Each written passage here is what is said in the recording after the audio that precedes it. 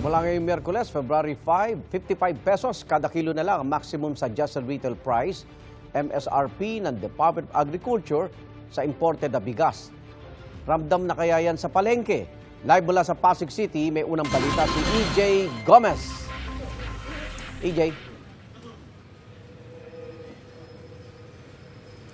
Igan, simula nga ngayong araw ipatutupad na ang mas mababang maximum suggested retail price na 55 pesos kada kilo para sa imported na bigas. Ramdam ang pagbaba ng presyo ng bigas dito sa Pasig Mega Market ayon sa ilang mamimili. Pati naman ako masasawso. Alas 4 ng madaling araw, nadatnan namin nag-aayos ng signage ang rice vendor na si Belen sa Pasig Mega Market. Simula kasi ngayong araw, ipatutupad ng Department of Agriculture sa mga palengke sa Metro Manila ang mas mababang maximum suggested retail price o MSRP ng imported rice. Ang dating MSRP na 58 pesos kada kilo ng bigas, 55 pesos na lang ngayon.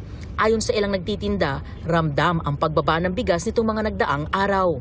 Nagkakaroon na tayo ng 14 na maganda. Although may 38 ako, so yun naman medyo may kaunting pitik lang, pero maganda rin naman ang kanin. Ngayon naman ang mga tao binibili nila mababa. Nakatitipid din daw si Marcelina na arawan bumili ng bigas para sa kanyang karinderya. Okay naman po yung 48 po pinagsasahin ko araw-araw. Kaya yun na po binibili ko. Maganda naman po, mahilab. Maganda po sa isahin. Dito sa Pasig Mega Market, ang kada kilo ng ordinaryong local rice mabibili sa 42 pesos hanggang 64 pesos, habang ang premium nasa 53 pesos ang kada kilo. Ang imported rice naman, gaya ng hasmin at yung inaangkat mula sa Thailand, ibinibenta na sa mas mababang 53 pesos hanggang 55 pesos kada kilo. 1,125 na lang po. Dati 1,150 po yan. Yung ibinaba niya, pwede nang pandagdag sa mga ibang bilihin. Lahat ng bagay, lahat ng tumataas. Ito pa lang nararamdaman kong bumaba.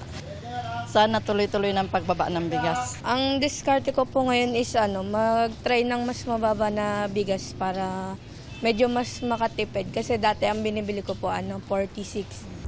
Kasunod ang deklarasyon ng food emergency sa bigas, pwede na rin makabili ng NFA rice sa halagang 35 pesos kada kilo sa mga susunod na araw. Ang National Food Authority o NFA maglalabas ng mga stock na well-milled rice na aabot sa 150,000 metric tons sa loob ng 6 na buwan para ibenta sa publiko. Ibebenta ito sa mga itatalagang lugar ng lokal na pamahalaan, government-owned and controlled corporations o GOCCs at kadiwa ng Pangulo outlets.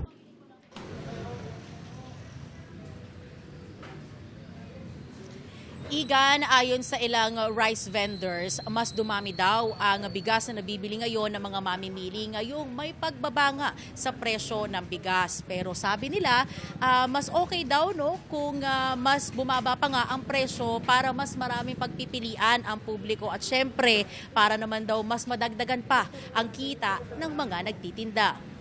At yan, ang unang balita mula rito sa Pasig City.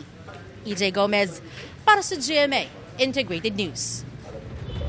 Igan, mauna ka sa mga balita, mag-subscribe na sa GMA Integrated News sa YouTube para sa iba't ibang ulat sa ating bansa.